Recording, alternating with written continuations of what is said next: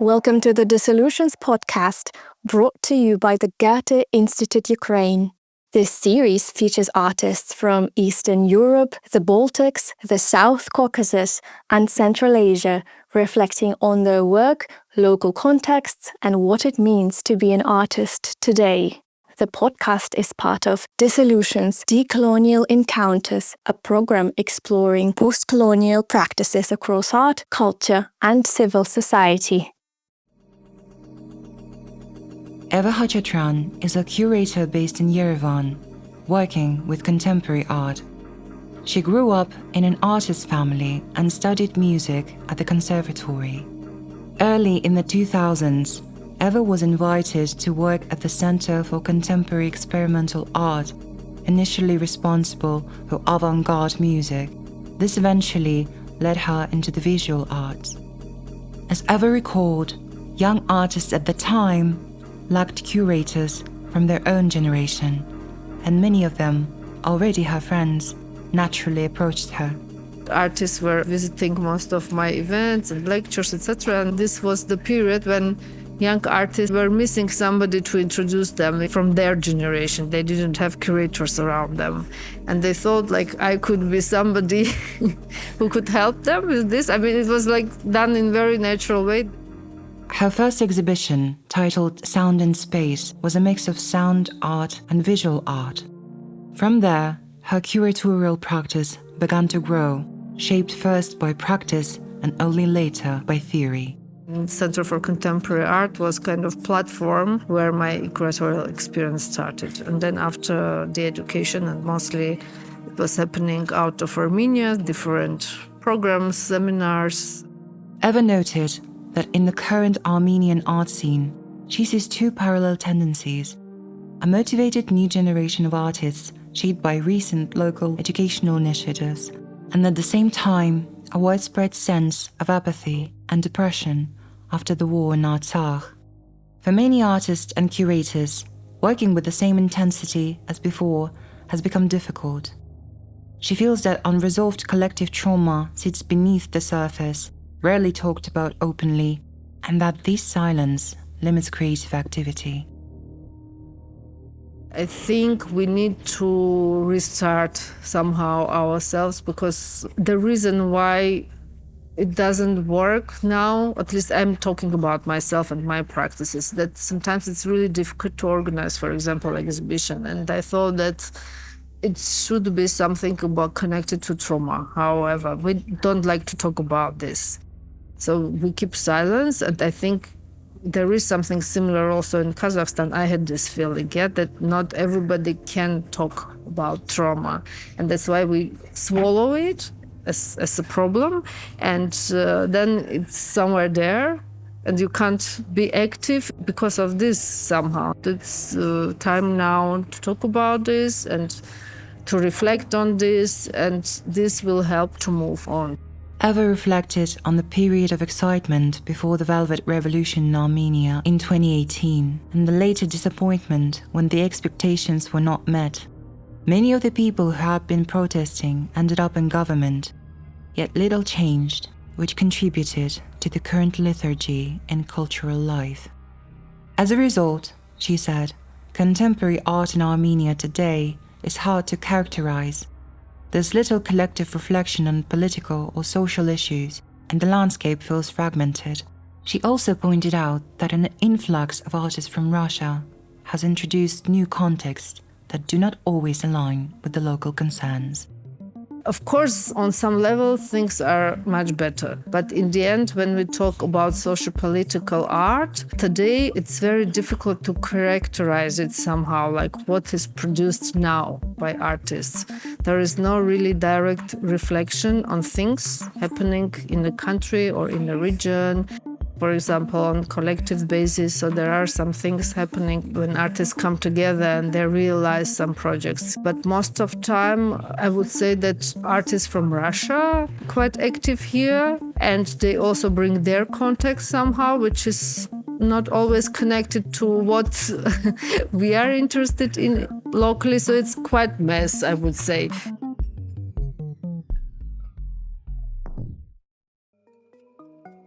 Eva mentioned that one of the most visible topics across projects is decolonization, even though the concept is not well researched locally and is sometimes used loosely. She added that theorists still rely on outdated terms like post-Soviet, even while acknowledging that new language is needed. She sees migration as another major shift. Recent arrivals from Russia, India, Iran, and elsewhere are reshaping the cultural environment, though artists have not yet fully processed these changes. As a curator, Eva feels less urgency to produce exhibitions and more need to create space for thinking, listening, and collective understanding. She believes that resistance today may come through slower, more horizontal forms of working, seminars, conversations, shared processes that may eventually lead to exhibitions, but do not begin with them. I think that there are moments that we don't want to produce. It's time more for thinking, meeting people, talking, listening, trying to understand where we are, what we want to do now. And we should find the way to resist. This is the most important thing, yeah? What I'm saying, it doesn't mean that we are not active. Just the ways we are working and operating are different. So if before doing exhibition was like number one thing, now it's not like this. So now I'm thinking more about other formats, for example, more based on education, seminars, for example, different meetings, coming together, doing things collectively. So these are the approaches. If there is in the end the idea of exhibition after our meeting and discussing things, then why not? Yes, we do it. Eva stated that she has always had an ambivalent relationship with being labeled an Armenian curator. She recognizes the need to represent Armenian contemporary art abroad, since so little information about it is accessible online. Yet, she is uneasy with the expectation that artists should be interesting primarily because of their national background. She also noted that Armenia continues to be associated internationally with the history of genocide, even though the country's current realities are shaped by a much wider range of global issues. When thinking about political influence or artistic visibility, she emphasizes how complicated it becomes when artists are discussed mainly through the lens of crisis. She mentioned the example of Ukrainian artists, saying that visibility does not always correspond to improved conditions for those forced to leave their homes. There is interest in contemporary art from Armenia. Sometimes I think like, okay, I don't want to be attached in this geography anyhow, because artist is interesting because of his, their work, yeah, not just because he's coming from Armenia.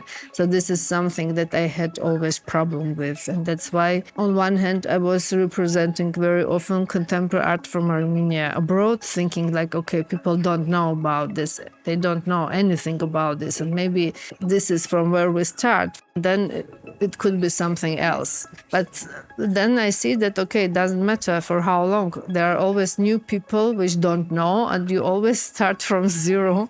You always need to represent from where you are, because people don't know. And online, it's not so easy to find things on Armenian contemporary art, to be honest. Position and choice do not make this accent and focus on representation, but mostly working within different networks and spread the word through this network. And this is how it works. Eva described her visit to the Baltic states as an eye-opening. Despite sharing a Soviet past, the region has developed strong, confident cultural structures with stable public funding and less dependence on the international grants. Comparing this to Armenia made her both inspired and somewhat envious. She sees enormous value in these cross-regional exchanges, especially because neighboring countries often know surprisingly little about each other. A few years ago, Eva met the director of the Latvian Center for Contemporary Art and co-curator of the Dissolutions Residency, Salvita Krese. Salvita visited Yerevan to meet local art professionals. Their connection began casually over coffee. Later, Eva joined a group of artists traveling through the Baltic states as part of the residency, For me, it was really interesting to see how art structures really work there, because we are sharing common past, and it was interesting to see how they managed to become so independent in the end. Because the way they organize now everything connected to art will be this museum or more independent place or more independent actors. They are quite self-confident, and they don't depend so much on outside sources, international sources. They can manage on their own somehow, in their places locally. Public funds, for example, something we here in Armenia can't imagine till now. So in comparison, I was really amazed and was even jealous, I would say, to see examples. Sharing these experiences is really important.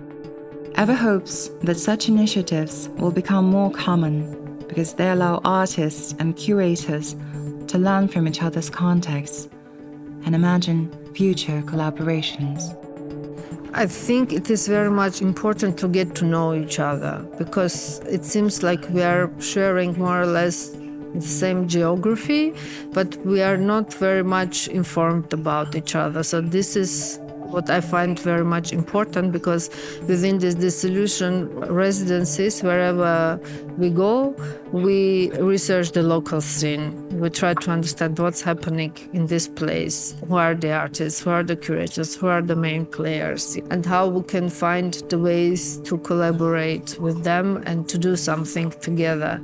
This is what I find very interesting and important. If not this project, I wouldn't have a chance to go to Baltic states and to see how they exist and how they work there. Yeah, and the same for them when they come here. And when it comes to Armenian contemporary art, if in other places you go just to gallery to see artists' works, here it's different. You should meet people, because not all of them are really represented in galleries, and we don't have many galleries. We have some spaces, but they're not having these regular exhibitions where you can see and meet artists.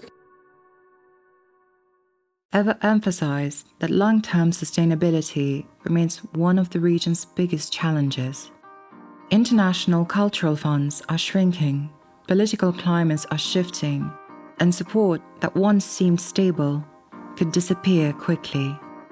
Eva believes that the region must begin planning for a future without relying on outside help, involving the private sector more actively, engaging diasporas, and exploring alternative models of support. Now we see that culture funds are cut. We see these cuts like everywhere when it comes to culture. I'm sure that one day they will say, like, I'm sorry, we can't send you any more funds. Like with US, it's happening, for example, USAID was closed with Trump immediately. And who knows what can happen in Europe when we see this political climate, what's happening in the whole world. I think it's finally time now to think of some other options. So I think we should work on financial sustainability by involving private sector and working with diaspora more intensely. But there should be some other ways besides international funds.